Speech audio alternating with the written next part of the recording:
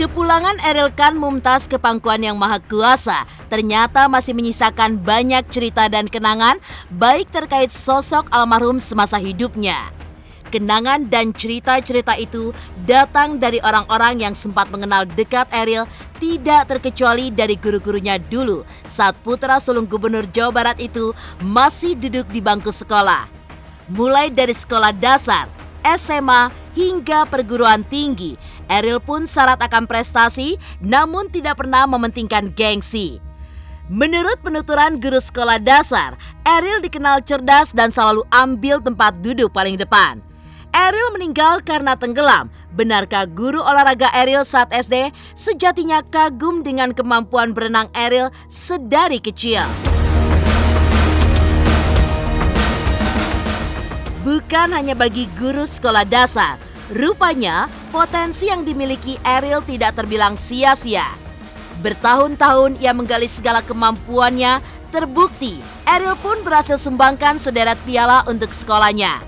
Tidak hanya itu, Eril yang dikenal punya jiwa sosial tinggi, mulai bergabung dengan organisasi siswa intrasekolah atau yang akrab disebut OSIS.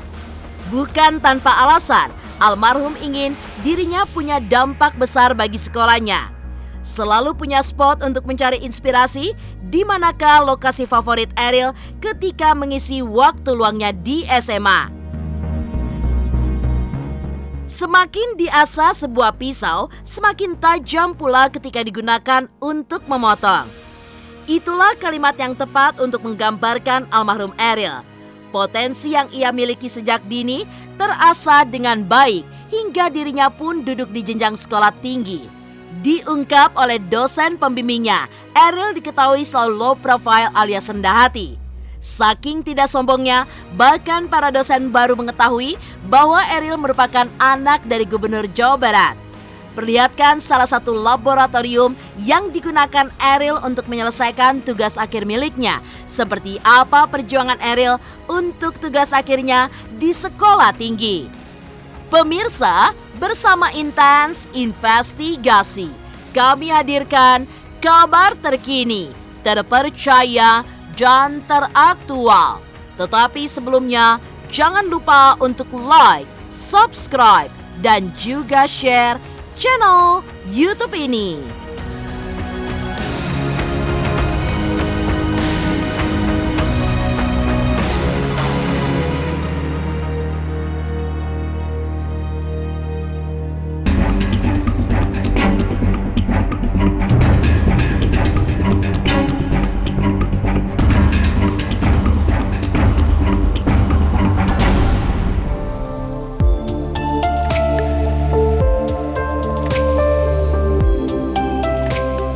Duka atas kepergian Eril Khan Mumtaz masih membekas di hati keluarga juga masyarakat Jawa Barat, khususnya warga Bandung. Di antaranya, para guru dari almarhum Eril juga kian terngiang kenangan atas putra sulung Ridwan Kamil tersebut. Guru Eril di SD pun juga mengisahkan perjalanan pendidikan Eril sejak di bangku sekolah dasar. Diketahui dirinya dikenal pintar oleh para guru. Bahkan, meskipun Eril sudah lulus sejak tahun 2011, tapi para guru masih mengingat Eril yang selalu mengambil tempat duduk paling depan setiap kali masuk dalam kelas. Lalu seperti apa potret kelas serta tempat duduk yang pernah digunakan Eril untuk belajar di sekolah dasar?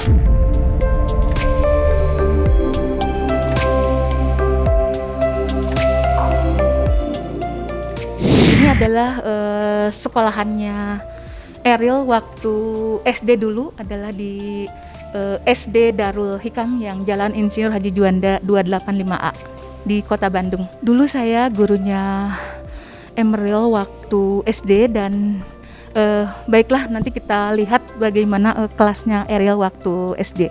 Ini dulu ini waktu kelas 6, Eril belajarnya di sini. Biasanya ya di depan, habisnya duduknya. Ruangan saat Eril kelas 6.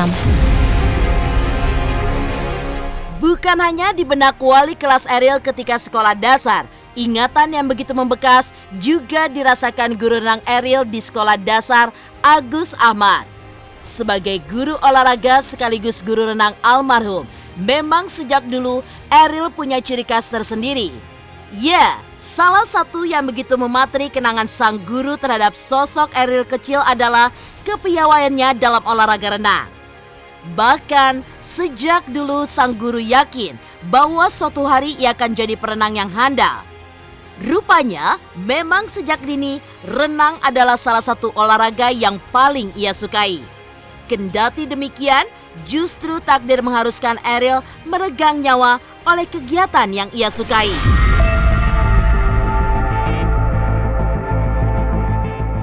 Tahun 2005 Ariel masuk dari kelas 1. Anaknya ceria seperti usia-usia anak kecil kan ya, sudah SD, senang bermain.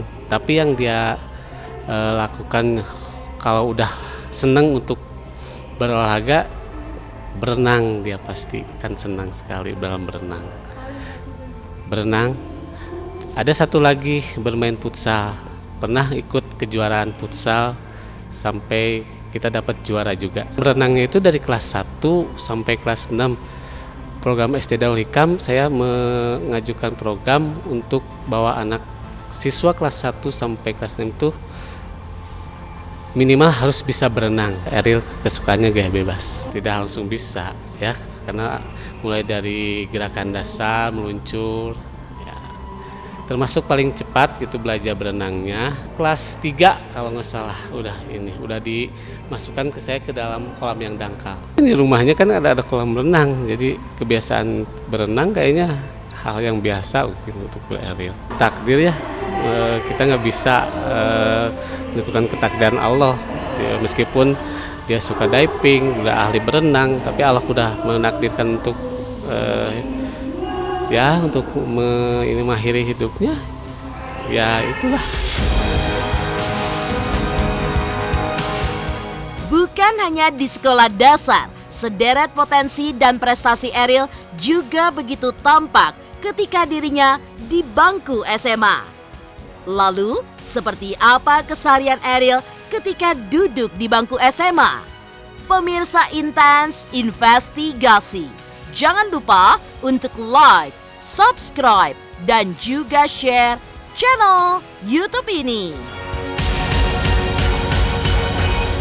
Halo, aku Bunga Zena. Saksikan terus Intens Investigasi yang tayang 3 kali sehari, Senin sampai Sabtu, dan jangan lupa kalian like, share, dan subscribe.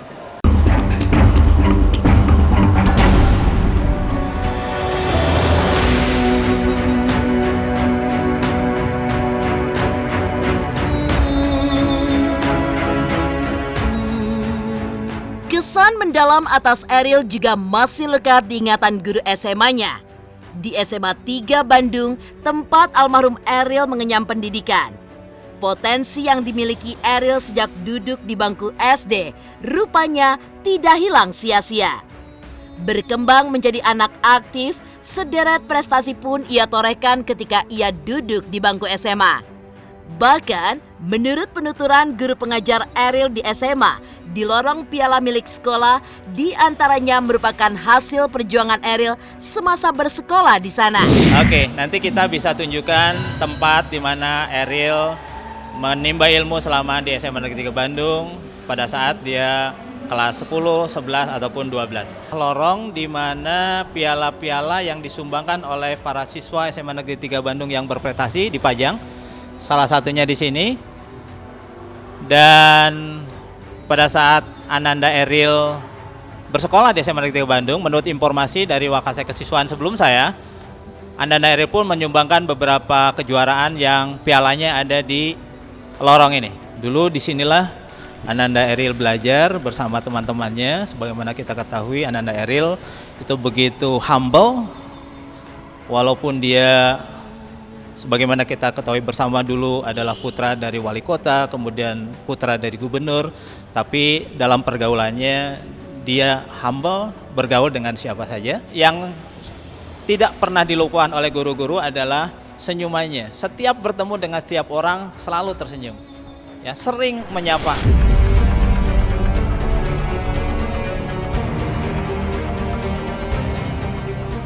Tentu di balik segudang prestasi almarhum Ariel, banyak yang ingin tahu seperti apa keseharian Ariel selama berada di sekolah.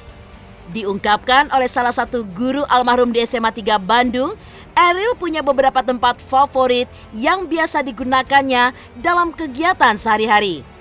Sang guru pun perlihatkan kelas serta tempat duduk Ariel saat duduk di kelas 12 jurusan MIPA. Tidak hanya itu, sebagai anggota OSIS di sekolah, ruang OSIS pun juga diketahui sebagai salah satu tempat favorit Ariel. Tak hanya ruang kelas dan ruang OSIS, musola dan kantin juga sering disinggahi almarhum semasa hidupnya. Lalu, kegiatan apa saja yang kerap dilakukan Ariel ketika duduk di bangku SMA? Ini adalah kelas di mana Ananda Ariel dulu belajar, khususnya pada saat almarhum berada di kelas 12. Inilah ruang kelas pada saat Ananda Ariel belajar. Ini adalah kelas 12 MIPA 1. Kadang-kadang dia duduk di depan ya, karena duduknya itu biasanya berotasi ya, jadi tidak menetap.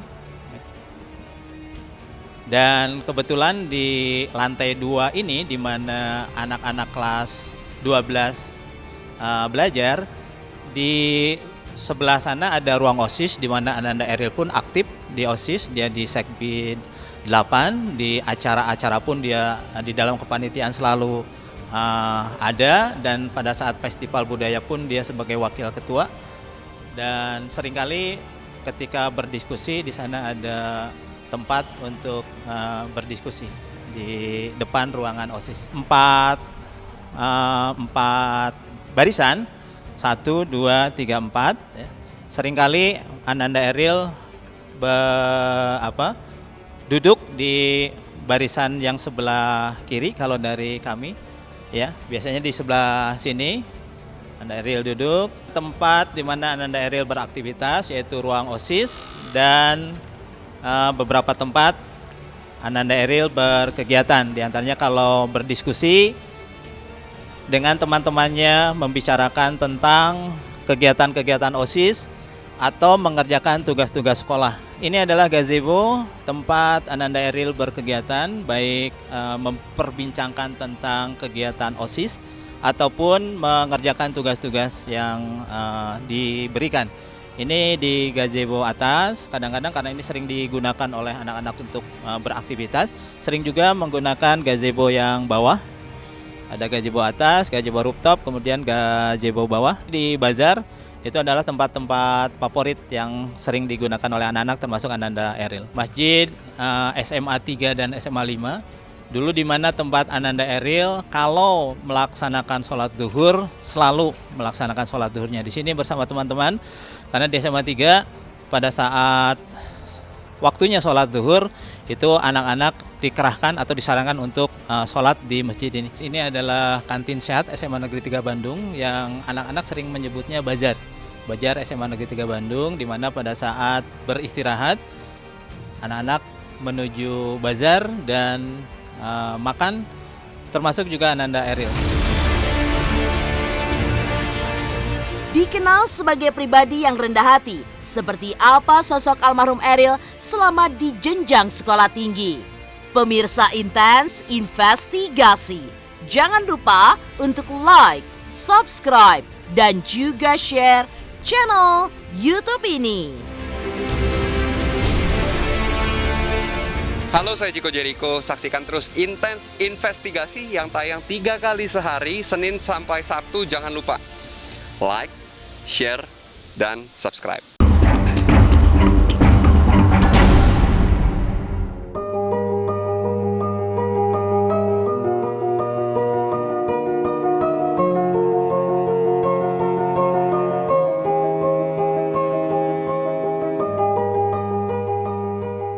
Semakin tinggi sebuah pohon, semakin besar hembusan angin yang disinyalir membuat goyah.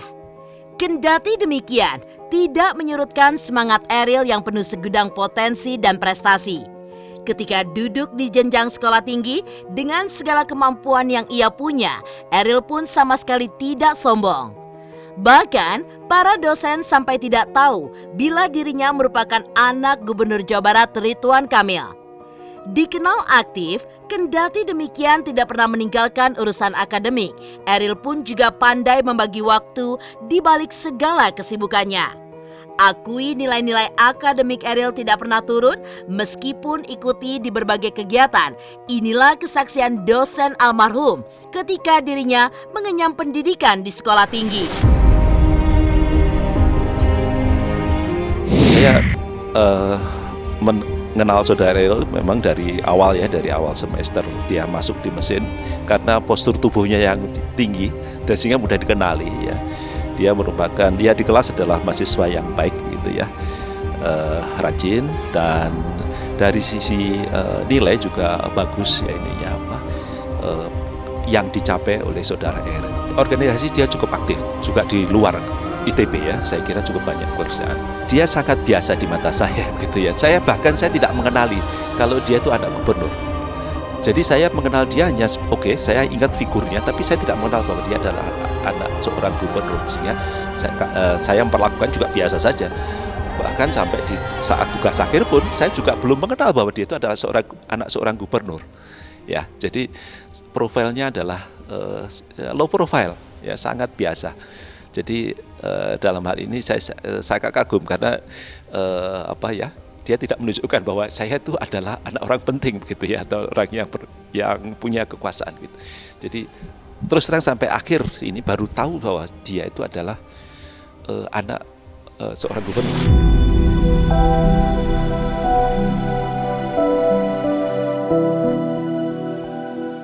Merasa sangat berduka atas berpulangnya Ariel, Insinyur Indra Wantor, dosen pembimbing tugas akhir Ariel pun seakan tidak percaya.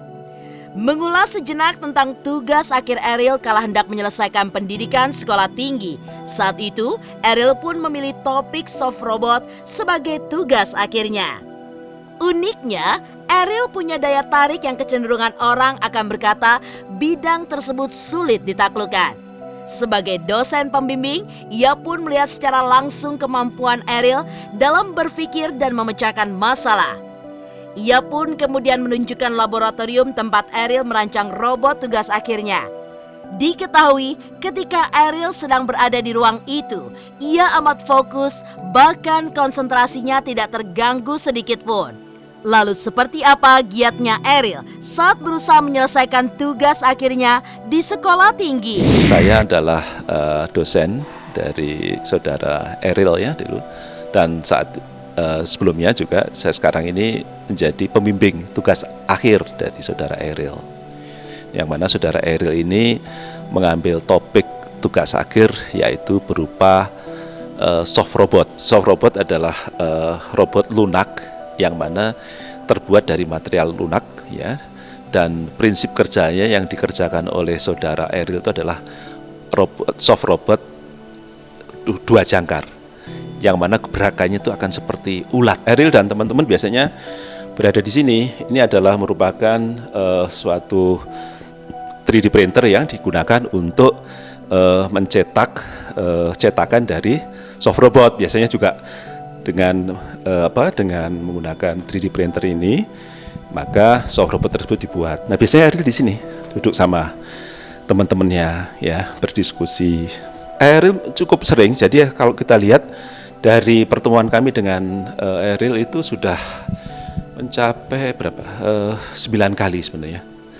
Jadi 9 kali pertemuan, jadi cukup banyak yang kami diskusikan, dan juga dia berdiskusi dengan teman-temannya, karena saat dengan Ariel itu satu angkatan ada 4 orang yang kebetulan mengerjakan topik yang saling berkaitan.